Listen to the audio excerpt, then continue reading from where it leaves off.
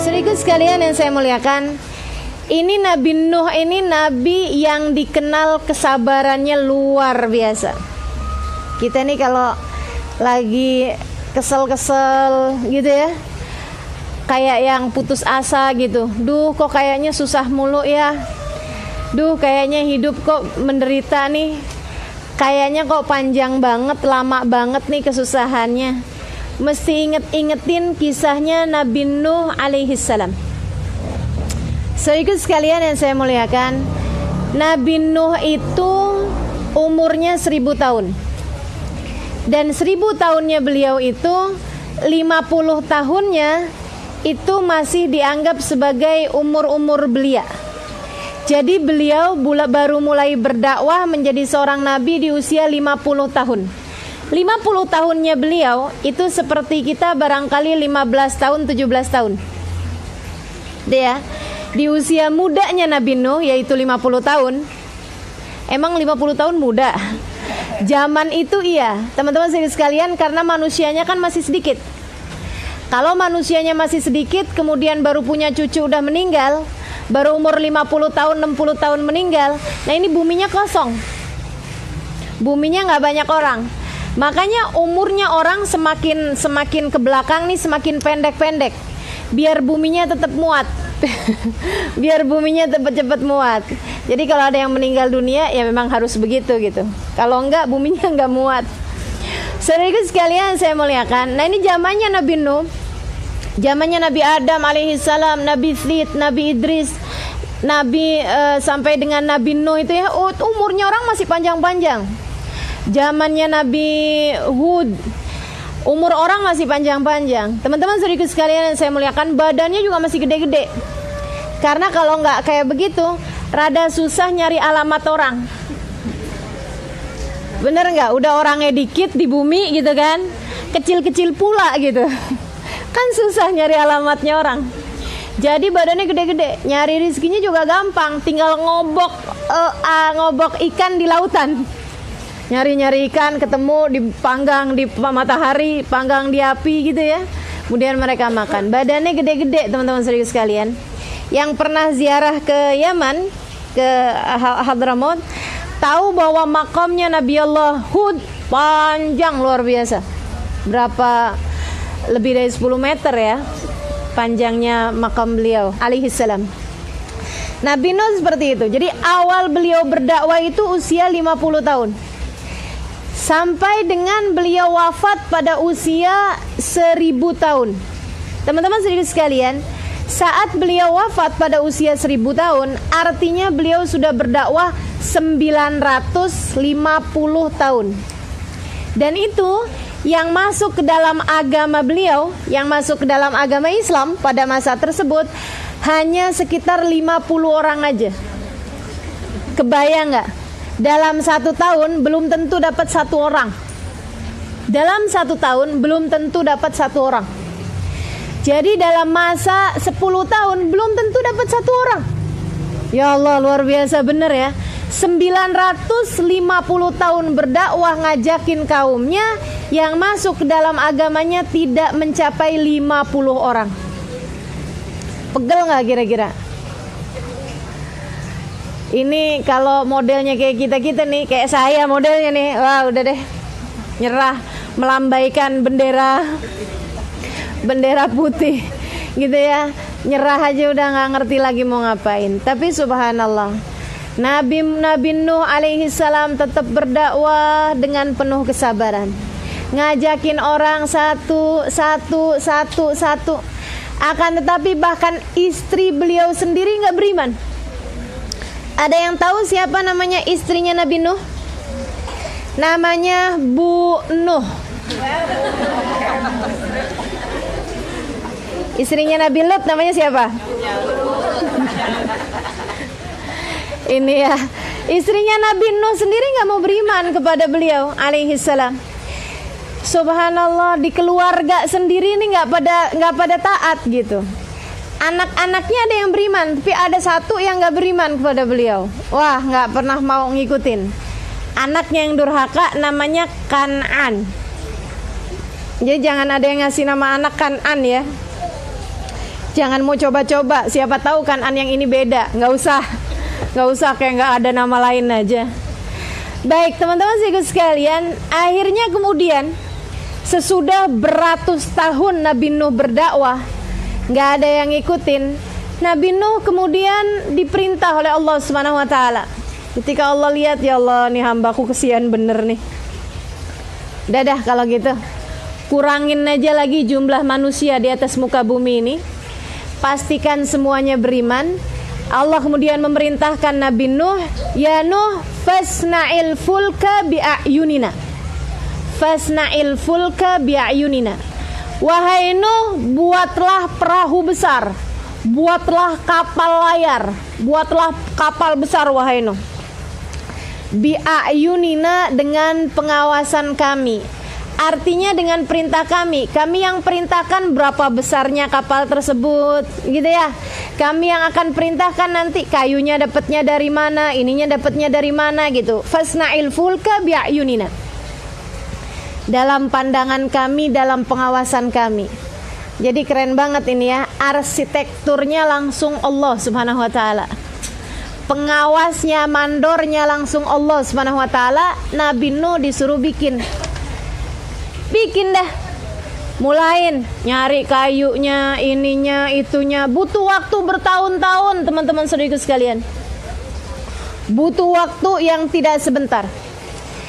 Sampai ketika udah mulain bikin nih, jadi nih perahunya, mulai kelihatan bentuknya. Waduh, ujiannya Nabi Nuh luar biasa bener.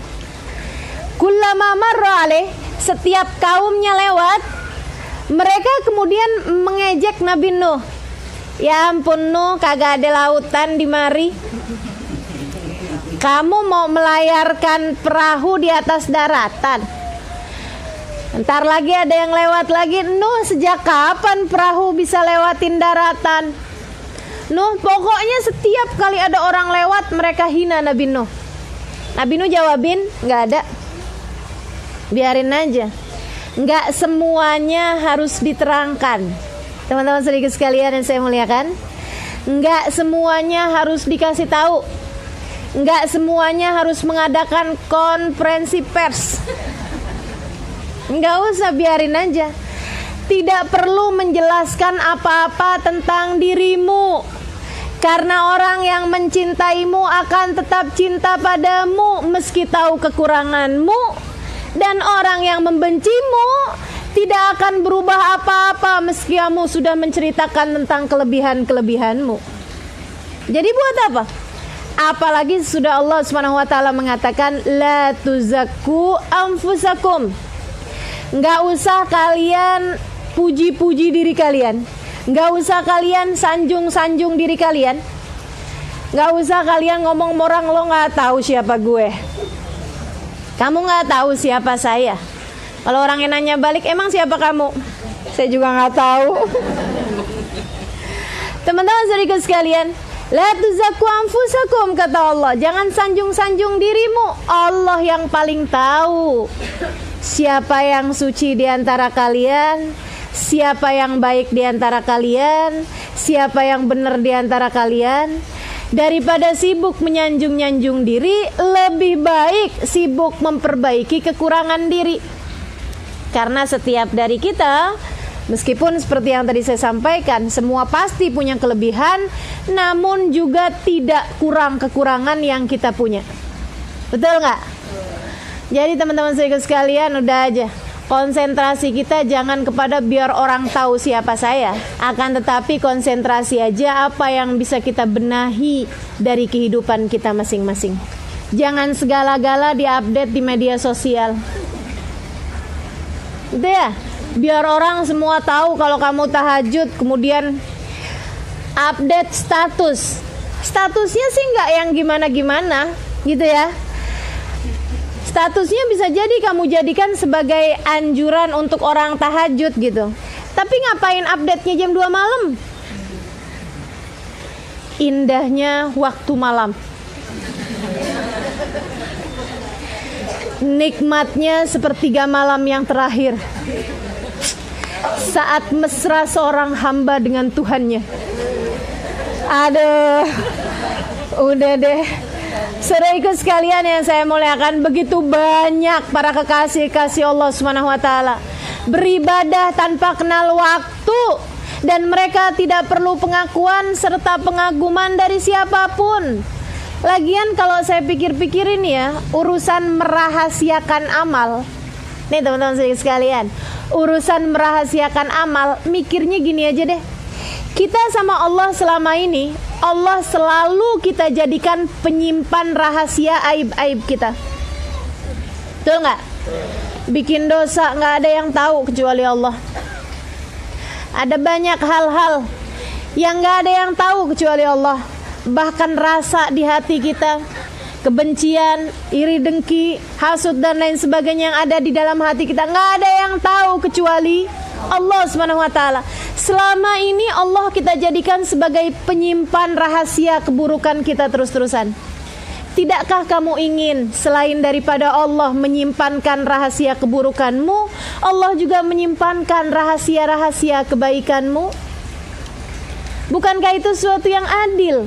Ya Allah, selama ini tidak ada yang tahu keburukanku kecuali Engkau. Ya Allah, aku juga ingin agar tidak ada yang tahu kebaikanku kecuali Engkau juga ya Allah. Saat baca Al-Quran, gak semua orang harus tahu. Saat mau berzikir, gak semua orang harus tahu. Jangan giliran tahajud pagi-pagi kelihatan banget ngantuknya. Suaminya nanyain, kenapa sih kamu kayaknya lemes banget? Ya ampun bang, abang tuh gak tahu ya bang, 20 rakaat tadi malam bang. Ya Allah, ya Allah. Anak-anakku sekalian, jangan pernah tinggal tahajud. Padahal mamanya baru juga tuh tahajud. La ilaha illallah. Ayolah, bismillah, insyaallah, mudah-mudahan. Gitu ya. Kalau kita lagi puasa sunnah, jangan deket-deket sama orang makan. Nanti kan orangnya pasti nanya tuh, "Ayo, mari silakan makan." Wah, maaf nih, lagi puasa. Sambil ada debar-debar halus gimana gitu di hatinya. Kalau ditanyain, ini kan hari Selasa, ngapain kamu puasa? Ini tuh Ayyamul Bid. Iya. Pokoknya dah. Buatlah rahasia antaramu dengan Allah Subhanahu wa taala dari rahasia-rahasia yang baik. Karena selama ini kita sudah menjadikan Allah sebagai penyimpan rahasia keburukan-keburukan kita. Saudariku sekalian yang saya muliakan, nih seperti Nabi Allah Nuh alaihi salam. Nabi Nuh buat perahu, diledekin, dihinain. Apa jawaban Nabi Nuh? Diem aja. Nabi Nuh gak ada bilang, kalian tahu gak sih, saya tuh diberi wahyu sama Allah, fasna'il fulka bi'ayunina. Ini adalah pandangan Allah langsung, yang arsitekin nih Allah Subhanahu wa taala. Enggak gitu. Diem aja, biarin aja. Orang mau bilang apa gak jadi soal, karena ucapan orang gak akan ngaruh buat kita. Saudaraku sekalian yang saya muliakan, wah terus saja Nabi Nuh sabar sampai jadi tuh perahunya. Udah mau jadi perahunya gitu ya. Ada kisah katanya perahunya Nabi Nuh, mohon maaf, saya nggak tahu kebenaran kisah ini, tapi ada pembelajaran yang kita mau ambil. Jadi insyaallah wallahu a'lam gitu ya. Saudaraku sekalian, kabarnya ada orang yang ngeledek Nabi Nuh nggak cukup dengan omongan. Mereka kemudian ada satu orang dimulai oleh satu orang, dia kemudian masuk ke dalam perahunya Nabi Nuh, mohon maaf, diberakin perahunya Nabi Nuh. Diikutin kemudian orang ini. Nah ini ya, seremnya kalau jadi orang yang diikutin. Itu kalau kita kemudian, kalau orang tersebut kemudian melakukan kebaikan yang diikutin orang banyak sih alhamdulillah. Tapi kalau kemudian melakukan satu keburukan yang diikutin sama banyak orang, nih jadinya jadi dosa jamaah. Gitu kan ya? Kalau pahala jamaah sih alhamdulillah, kebaikan jamaah alhamdulillah, tapi maksiat jamaah apa enaknya gitu. Teman-teman saudaraku sekalian, orang sekampungnya Nabi Nuh semuanya kalau buang air di situ. Nabi Nuh mau beresin nih, finishing kapalnya nih, karena memang udah mau jadi gitu ya. Nabi Nuh pas lihat, waduh, udah nggak jadi deh. Ya Allah, sedih hati Nabi Nuh. Gimana nih ya Allah? nggak bisa ngerjain nih kapalnya. Ya udah dah, saya istirahat dulu aja dah. Apa gimana kayak gitu ya? Barangkali mungkin ada turun hujan, bersihin, atau misalnya kena panas matahari jadi kering apa gimana gitu. Dah, tinggalin dulu sama Nabi Nuh. Subhanallah, Allah tuh ketika ngasih solusi, teman-teman saudaraku sekalian, seringkali di luar nalar manusia, di luar jalan pikir kita gitu. Nggak seberapa lama dari ketika banyak itu, ada orang yang kakinya pincang tapi mau ikut-ikutan kayak gitu juga. Naiklah dia ke atas perahunya Nabi Nuh dengan tertati-tati, kemudian dia buang hajat juga di situ. Udahlah pincang, mau ikutin buang hajat. Kebayang gak sih? Masya Allah, luar biasa ya. Kedurhakaan, kedengkian, itu luar biasa ketika ada dalam hati seseorang gitu. Kalau mau berbuat kebaikan sampai maksa-maksain diri, pincang-pincang, masih seneng. Tapi ini mau berbuat kemaksiatan gitu, cuma biar seneng aja kalau orang-orang pada cerita, iya gue juga gitu kali ya. Dia kemudian maksain diri, pincang-pincang, naik ke atas perahunya Nabi Nuh, kemudian buang hajat. Saat habis selesai dia buang hajat di situ, dia mau naik, mau inian, ternyata jatuh, kakinya terpleset. Terpleset, ngejatuhin kotoran-kotoran di situ. Jatuhnya, plesetnya di tempatnya orang, mohon maaf, kotorannya manusia ini. Tapi subhanallahnya begitu diri, kemudian kakinya baik. Seru bener ya. Iya. Jadi dia bilang, wah, ini berkah nih ternyata nih. Ini nih ternyata bisa bikin kesembuhan nih. Akhirnya dia kemudian naik dari atas perahu tersebut, dia nyampein ke kaumnya. Tahu nggak? Sekarang gue udah bisa lari. Sekarang saya udah bisa jalan. Nih sembuh nih. Dia bilang, kenapa kamu bisa sembuh? Tuh gara-gara, dia cerita kayak begitu, berbondong-bondong orang untuk ngambil kotoran mereka di atas perahu tersebut. Yang lagi sakit-sakit perut ditaruhin di perut.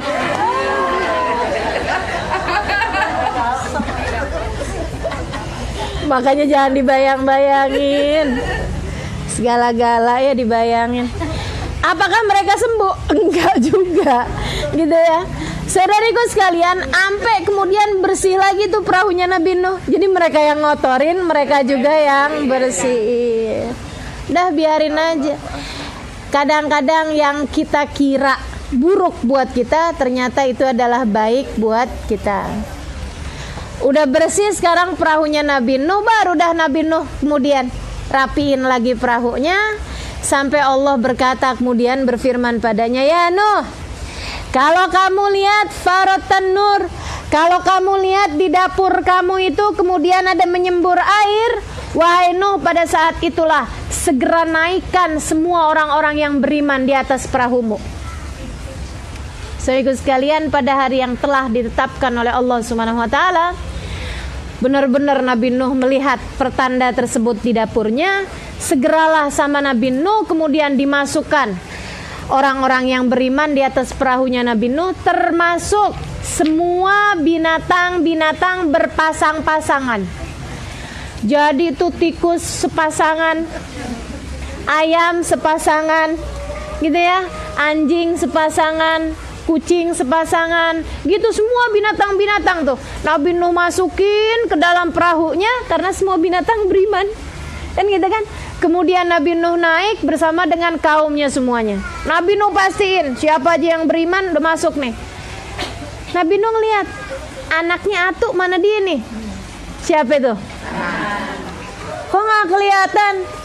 Akhirnya kemudian Allah berfirman, ketika semua udah di atas kapal nih, Nabi Nuh lihat, tunggu, mau cari anak saya nih. Nabi Nuh kemudian turun nyari-nyari anaknya, ketemu.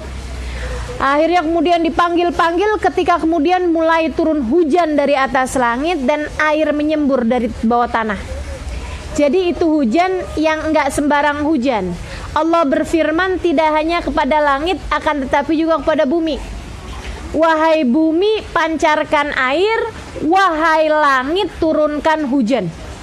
Kebayang cepetnya kayak apaan tuh banjir.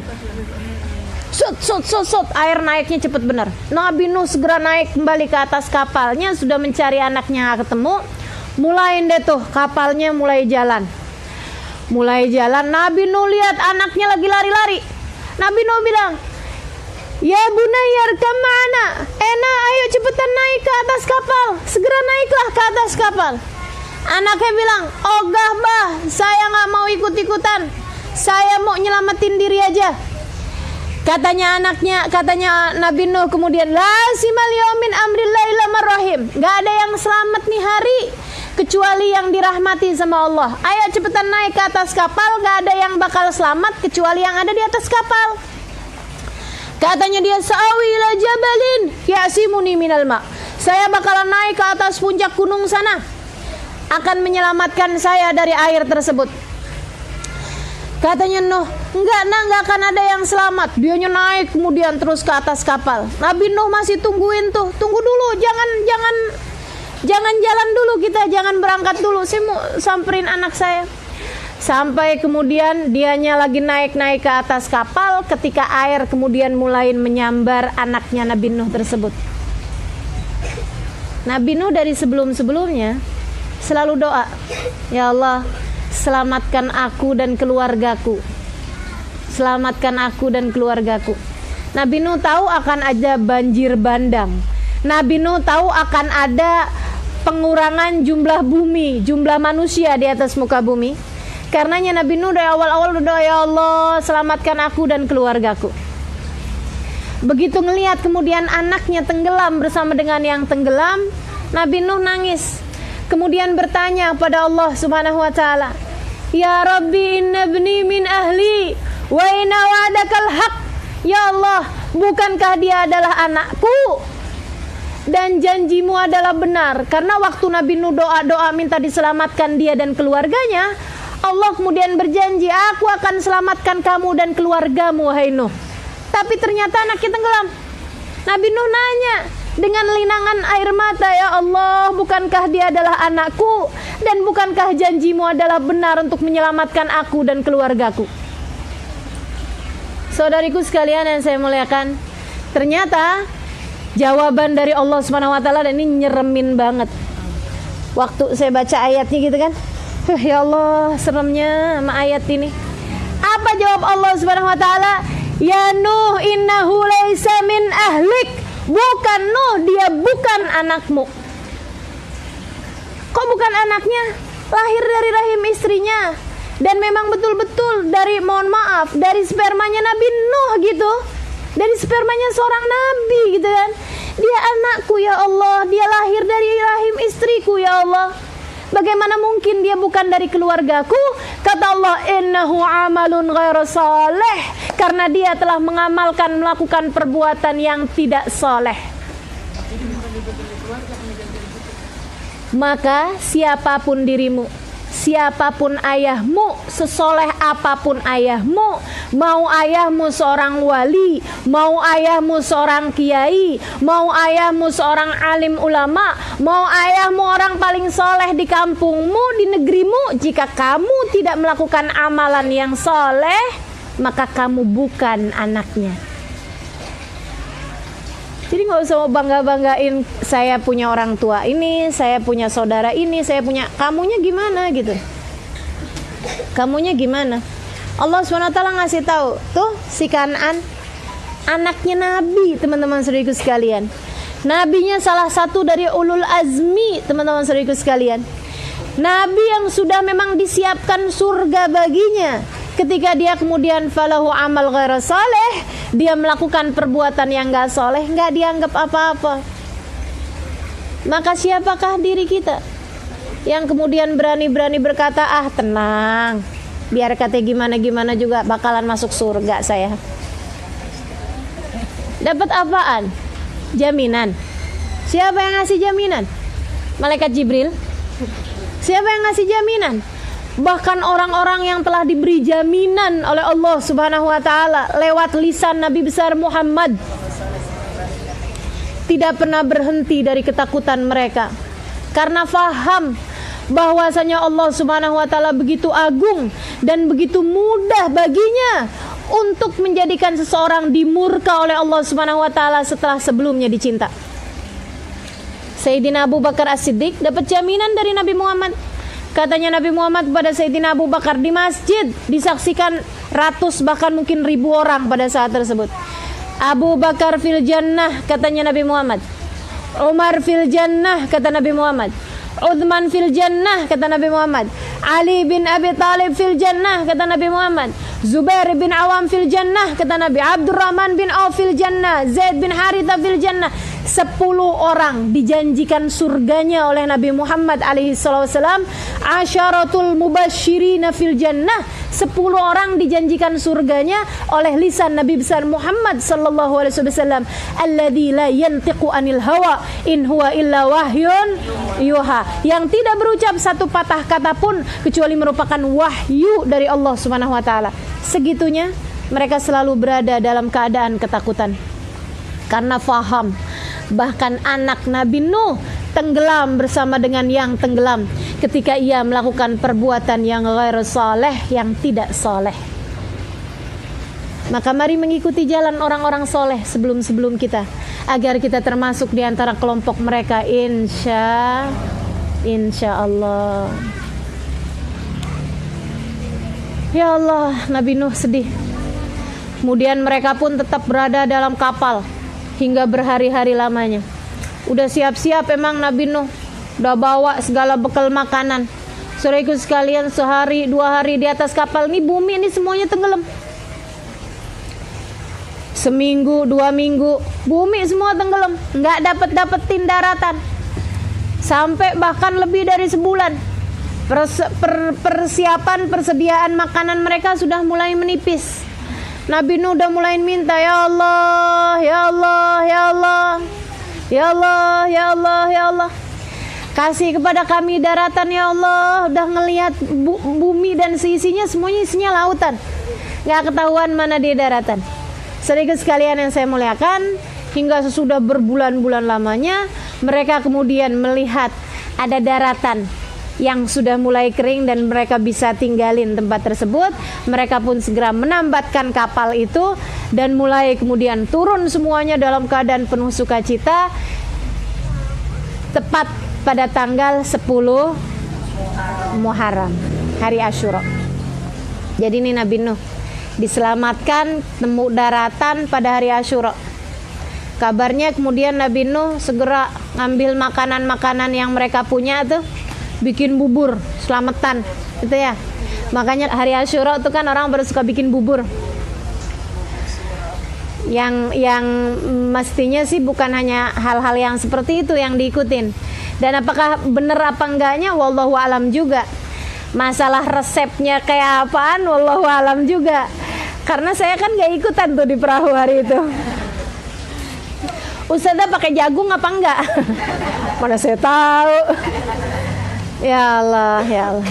Jadi teman-teman saudara sekalian, Nabi Nuh diselamatkannya pada hari Asyura. Nah ini kita mau lihat nih, orang tuh kalau melaksanakan perintahnya Allah pasti sama Allah dikasih solusi. Tapi kalau mengikuti hawa nafsunya sendiri, seperti Kan'an dan kaumnya Nabi Nuh gitu ya, mengikuti hawa nafsunya sendiri, pengen buang air di perahunya Nabi Nuh, nggak ngikutin apa yang disampaikan Nabi Nuh. Nah itu walaupun dalam pikiran mereka itu akan menyelamatkan, nyatanya mereka akan tenggelam. Saudaraku sekalian yang saya muliakan, Nabi Muhammad mengatakan, inna mathali wa mathala ahli baiti kamathali safinat Nuh. Sesungguhnya perumpamaanku dan perumpamaan keluargaku seperti perumpamaannya perahunya Nabi Nuh. Siapa yang ikut di dalamnya akan selamat, dan siapa yang memilih jalan lain mereka akan tenggelam. Ini yang disampaikan Nabi kita Muhammad alaihi wasallam. Maka yuk kita ikutin perahunya Nabi Muhammad alaihi wasallam. Semuanya pastikan berada di sana. Taunya di mana Ustazah? Karena sekarang ada banyak orang yang menganggap perahu-perahu dia itu yang perahunya Nabi Muhammad. Kan gitu ya? Yang paling sunnah lah katanya, yang paling ngikutin Nabi lah katanya. Tapi ini kita nggak tahu nih. Nah ini katanya Nabi Muhammad, masali wa masala ahli baiti. Nabi Muhammad bilang perumpamaanku dan perumpamaan keluargaku.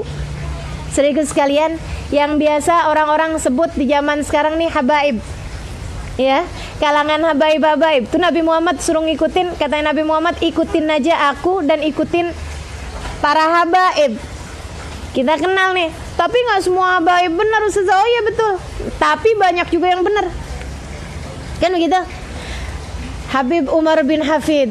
Habib bukan? Habib. Ya Allah, saudaraku sekalian, sampai sekarang saya nggak ngelihat kekurangan beliau sebagai manusia ya.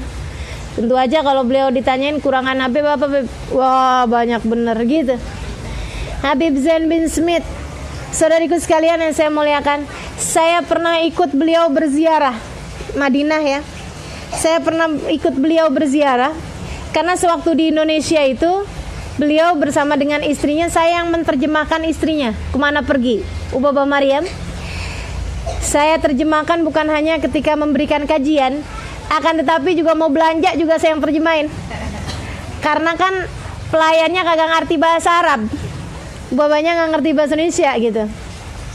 Dan itu saya lihat istri beliau, Ubabah Maryam, Masya Allah, tidak pernah melihat satu kesempatan berbuat baik kecuali berbuat baik. Belanja nih, beli kain, pergi ke tempat toko-toko kain, masuk di situ ngomong sama pelayannya, diginiin mukanya pelayannya, kamu cantik, tapi lebih cantik lagi kalau kemudian kamu pakai jilbab. Dia senyum aja. Pakai jilbab kenapa nak? Kamu umatnya Nabi Muhammad kan? Gitu. Ucapan ringan disampaikan, nggak pakai dalil-dalil hadis-hadis dan nggak pakai hal-hal yang nyeremin. Nanti di akhirat rambutmu dijenggut malaikat. Nggak ada tuh, ya Allah. Saya kalau dengerin orang-orang gitu ya, memberikan peringatan kepada orang lain dengan bahasa-bahasa yang nyeremin, ya ampun, pengen saya kenalin mau Baba Maryam, pengen saya kenalin menabi-nabinya Allah gitu. Emang Ustazah kenal? Kagak. Saya juga gak kenal, tapi yang saya tahu semuanya, semua nabi-nabinya Allah Subhanahu wa taala dan semua para ulama-ulama yang saya yakinkan mereka berada di dalam perahunya Nabi Muhammad alaihi wassalam akan lebih mendahulukan bisyarah daripada indar. Fabashirhum, kata Allah Subhanahu wa taala kepada Nabi Muhammad, berikan kabar gembira kepada mereka. Lebih mendahulukan memberi kabar gembira dibandingkan dengan mengancam dan menakut-nakuti. Itu jalan ulama-ulama kita. Itu jalan para kasih-kasih Allah Subhanahu wa taala. Jadi kalau hadir ngaji, ustadznya, kiainya dikit-dikit neraka itu. Dikit-dikit nyeremin gitu ya. Haram, bid'ah, nanti balasannya di akhirat. Wah, begini begitu segala macam. Udah deh, mending keluar aja deh. Panas. Saudariku sekalian yang saya muliakan, orang kalau bahas neraka rasanya gimana? Panas ya kan, nakutin gitu ya. Mendingan kita bahas yang surga-surga aja dah, bahas yang enak-enak aja.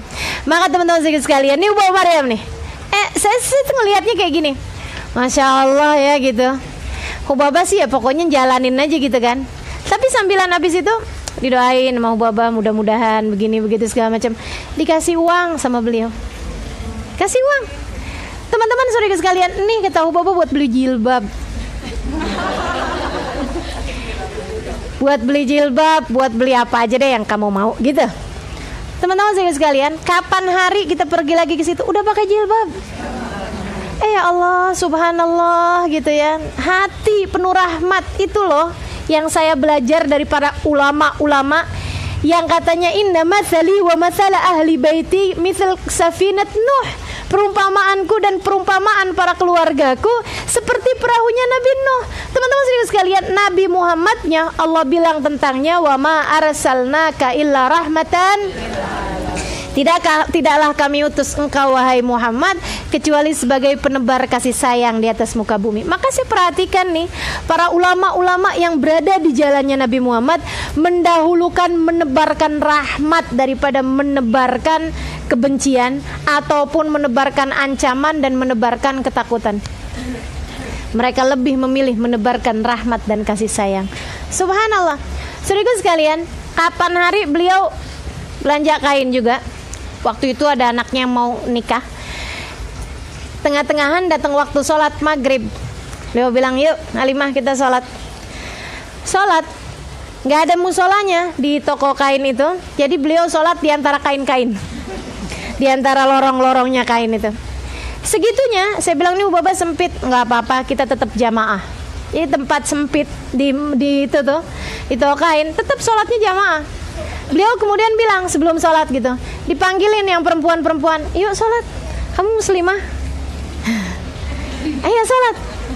Iya deh, yuk sholat. Dia kemudian, saya bilangin sama dia gitu, Mbak, ini orang doanya mustajab tau Mbak. Gitu ya Bu, katanya gitu. Iya Mbak, walaupun misalnya kemarin-kemarin nggak sholat, ikut aja Mbak, lumayan kan Mbak, dapat doa ntar. Iya juga ya, mikir-mikir gitu. Mbak ada kepengenan apa gitu Mbak, pengen dapat jodoh misalnya gitu. Pengen rezekinya lancar gitu. Ayo Mbak, wudhu cepetan. Iya dah, dia wudhu kemudian sholat barengan sama Baba. Masya Allah, Masya Allah, luar biasa bener ya. Dan saya nggak tahu, tapi saya yakin kan gitu, kalau misalnya Baba doa, ihdinas siratal mustaqim, siratal ladzina an'amta alaihim ghairil maghdubi alaihim waladdallin, dan mereka mengaminkan, ya Allah tunjukkan kepada kami jalan yang lurus, jalannya orang-orang yang telah Engkau beri hidayah, jalannya orang-orang yang telah Engkau beri kenikmatan, jalannya Nabi Muhammad, jalannya para sahabat, jalannya para ahlul bait, jalannya orang-orang soleh, jalannya para ulama, ikutkan kami bersama dengan mereka. Dan mereka kemudian mengatakan amin. Tidakkah akan membuat rahmatnya Allah turun dan mengijabah doa-doa mereka? Maka teman-teman saudaraku sekalian saya muliakan, ini yang dilakukan para kekasih Allah Subhanahu wa taala dalam jalan dakwah mereka. Katanya Nabi Muhammad, perumpamaanku, perumpamaan ahli baitku, perumpamaan para kekasih Allah Subhanahu wa taala seperti perumpamaan perahu Nabi Nuh. Seperti perumpamaan perahu Nabi Nuh. Siapa yang ikut di dalamnya selamat, siapa yang gak ikut di dalamnya akan tenggelam. Mudah-mudahan Allah sertakan kita bersama dengan di dalam perahunya Nabi Muhammad alaihissalam, insyaallah menuju kepada rahmat ridha Allah Subhanahu wa taala. Amin ya rabbal alamin. Gitu ya. Ikutin kalangan habaib-habaib yang soleh-soleha. Kenapa Nabi Muhammad gak bilangnya perumpamaanku dan perumpamaan sahabat-sahabatku? Yang pastinya semua sahabat-sahabatnya adalah soleh-soleha. Kenapa bilangnya perumpamaanku dan perumpamaan keluargaku? Karena Nabi Muhammad tahu sahabatnya berhenti masanya. Dan akan kesulitan kita untuk cari tahu jalannya para sahabat Nabi Muhammad di zaman-zaman sekarang.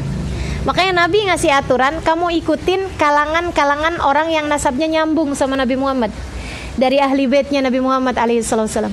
Saudariku sekalian yang saya muliakan, dan kebanyakan dari mereka, meskipun ada yang lain, tapi kebanyakan dari mereka mengikuti ahli sunnah wal jamaah, mencintai para sahabat Nabi Muhammad alaihissalam, melaksanakan sholat pada waktu-waktu yang telah ditetapkan, 5 waktu dalam sehari semalam, dan bahkan menambahkannya dengan ibadah-ibadah sunnah, menjadikan kehidupan Nabi Muhammad terpraktekkan dalam diri mereka sebagai laku dan tindak tanduk mereka hari-hari mereka. Saya pernah ikutan sama Habib Zain bin Smith seperti yang tadi saya sampaikan dalam ziarah beliau di kota Hadramaut Tarim. Berangkat abis subuh sampai nyampe pulang isya. Teman-teman saudaraku sekalian, saya saksi hidup, tidak pernah melihat lisan beliau, lidah beliau berhenti. Dari zikir, dari Quran, dari istighfar, dari sholawat, dari apa aja yang dari pagi teman-teman saudaraku sekalian sampai malam. Saya berada di soft di bangku belakang beliau persis. Jadi saya dengar Al-Quran, Al-Baqarah nih. Terus saja sepanjang perjalanan saudariku sekalian. Baru kalau ditanya sama Hubaba gitu, Bib Zain, ingat gak sama si Fulan bin Fulan? Saya dengar dia itu meninggal Bib Zain. Gitu kata istrinya nih di belakang ya, karena supir depan sampingnya Habib Zain, belakang saya, kemudian istri beliau Habib Zain, Hubaba Maryam. Baru beliau, ini sih ini gitu, inget nggak dia udah meninggal gitu kan? Ah ya, ingat saya udah meninggal, innalillahi wa inna ilaihi raji'un. Mudah-mudahan Allah naikin derajatnya, mudah-mudahan masukin dalam surga. Selesai, berhenti. Lanjut lagi. Luar biasa gitu. Itu dalam sehari hatam Quran di perjalanan, teman-teman saudaraku sekalian, yang bahkan sholat pun boleh dijamak sebagai uzur, sebagai keadaan-keadaan yang memang memperbolehkan kita untuk mendapat keringanan. Segitunya tuh, Quran selesai dibaca, kemudian istighfar, kemudian sholawat, kemudian dari pagi sampai malam. Ya Allah, ya Allah, benar-benar yang katanya para hamba-hamba Allah Subhanahu wa taala, yadkurunallah fi kulli ahyanih. Mereka mengingat Allah, berzikir kepada Allah dalam tiap waktunya. Saya ngebayangin, ya Allah, nih malaikat raqib sibuk bener sama Habib Zain. Bener gak? Nyatut aja gitu kan, ibadah aja yang ditulis, Masya Allah.